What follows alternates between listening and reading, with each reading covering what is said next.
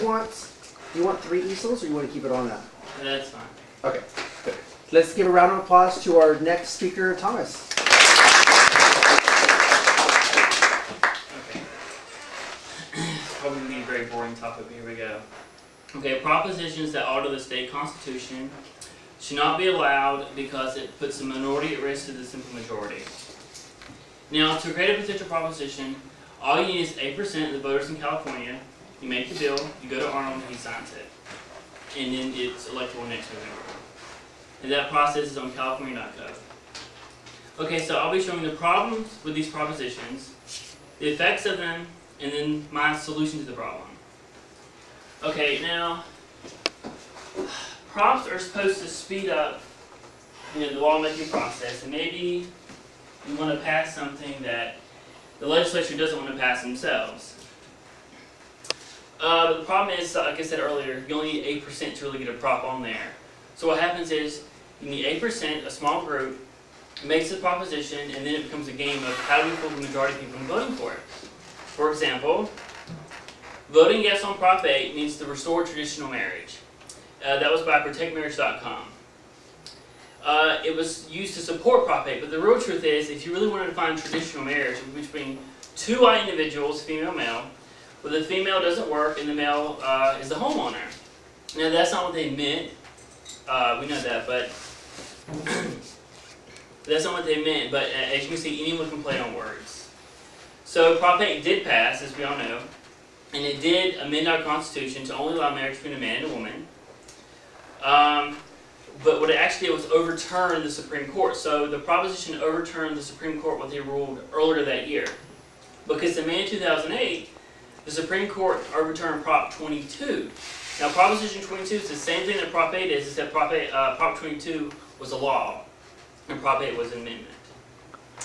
But while overturning Proposition 22, the court said that gays and lesbians are now considered a protected minority group. So, when Proposition 8 passed, California took away rights from a protected minority group. And under the Constitution, you can't do that, because everyone has inalienable rights. Okay, so now we see the potential problem with these type of propositions. But what are the effects that it has on our minorities?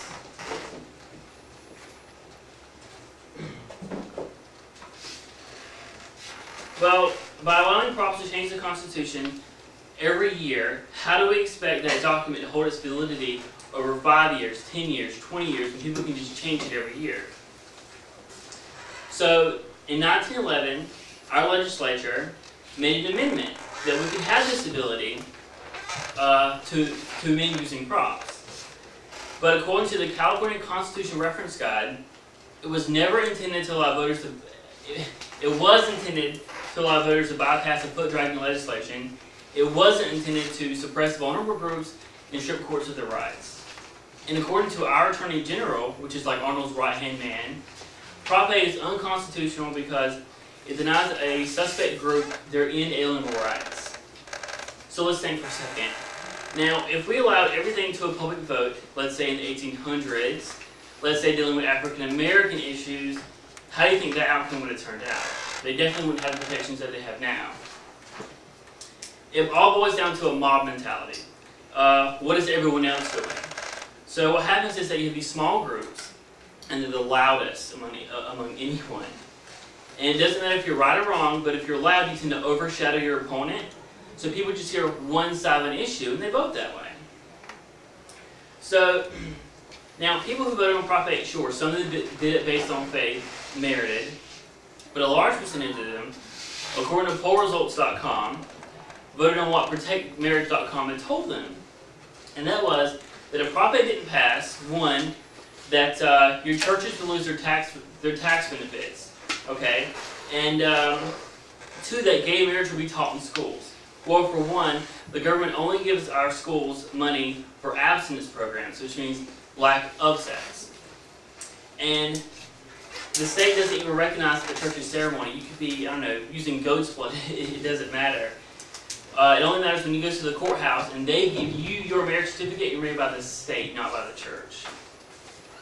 Okay, so now we can see easily how the majority is really easily fooled by by a small group. So what's the potential solution to the problem?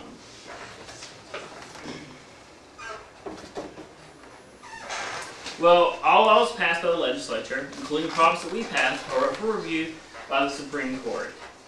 So there's three branches of government. Everyone knows this are checks and balances. So one entity doesn't overpower the other.